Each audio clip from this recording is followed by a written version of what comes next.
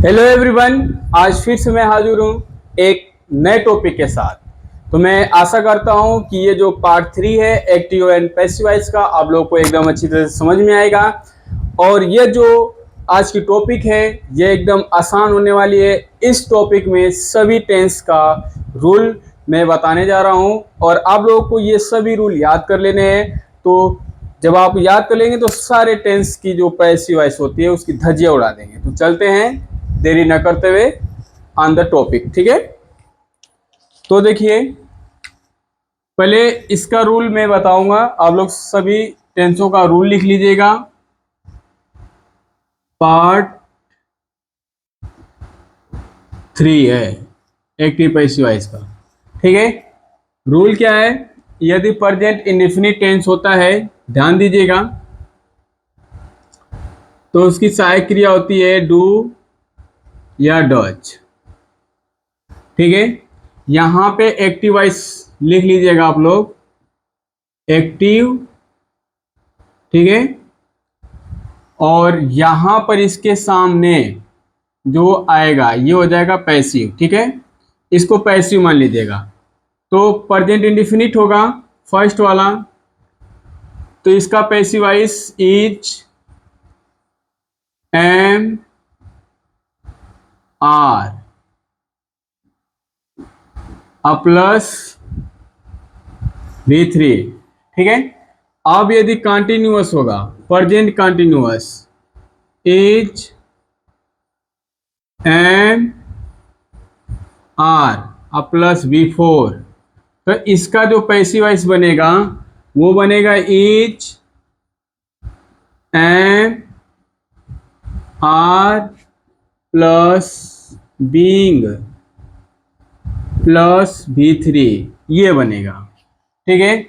अब यदि present perfect tense होगा, हैज, हैव प्लस V3 क्रिया के थर्ड फॉर्म, तो इसका बनेगा passive voice has, have plus been plus V3। V4 का मतलब होता है जो फर्स्ट फॉर्म होगी उसमें आईएनजी जोड़ना है।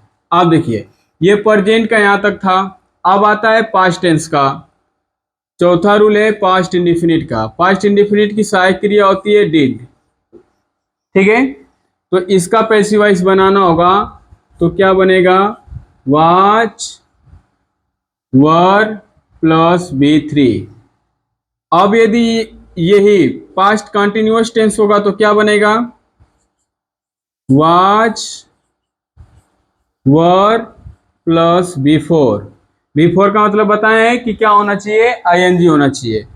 तो इसका पैसिव वॉइस बनेगा बच्चों वाच, वर प्लस बीइंग प्लस V3। अब यदि पास्ट परफेक्ट टेंस होगा, छठवां रूल, तो क्या होगा? हैड, हैड आता है तो इसका बन जाएगा passive voice had plus been plus V3। अब बात आती है फ्यूचर की। यदि फ्यूचर इंडेफिनिट टेंस होगा, सातवां रूल, जैसे विल, सेल, तो इसका पैसिव वॉइस क्या बनाएंगे? Will, shall plus be plus V3, ये बनाएंगे। अब यदि फ्यूचर परफेक्ट टेंस होगा, विल, सेल प्लस हैव, तो इसका पैसिव वॉइस क्या बनेगा? यहां पे क्रिया की थर्ड फॉर्म आएगी और इसका जो पैसिव वॉइस होगा बच्चों वो हो जाएगा will, shall plus have plus been plus V3। ये रूल होते हैं, आप लोग इसको ध्यान से देख लीजिए। टेंस बनाने का जो एक पैसिव वॉइस का नियम होता है और एक्टिव वॉइस का नियम होता है, यही होता है टेंस का। तो आप लोग से यदि कोई पूछे तो कि कितने टेंसों का पैसिव वॉइस बनता है तो क्या बताएंगे? 1 2 3 4 5 6 7 8 8 भाग जो होते हैं टेंस के, उनके क्या बनते हैं?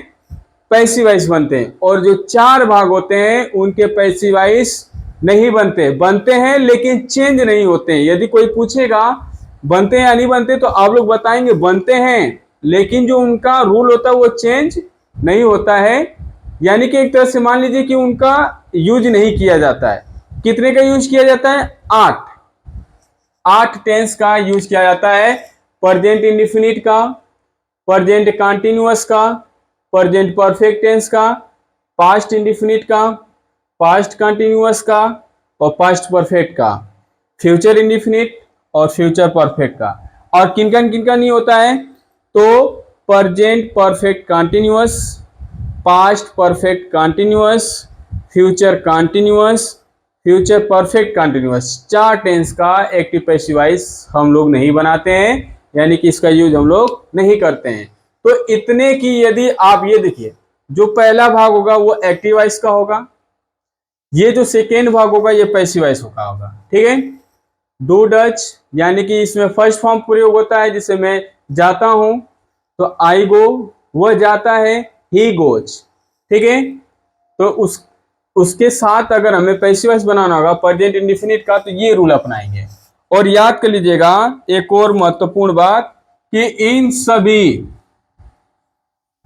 जो ये फार्मूला लिखा गया है यहां पर बाई लिख कर आप लोग, ठीक है, यहां पर बाई लिख कर और ऑब्जेक्ट लिख कर और डॉट डॉट करके अदर में जो भी चीज होगा जोड़ सकते हैं।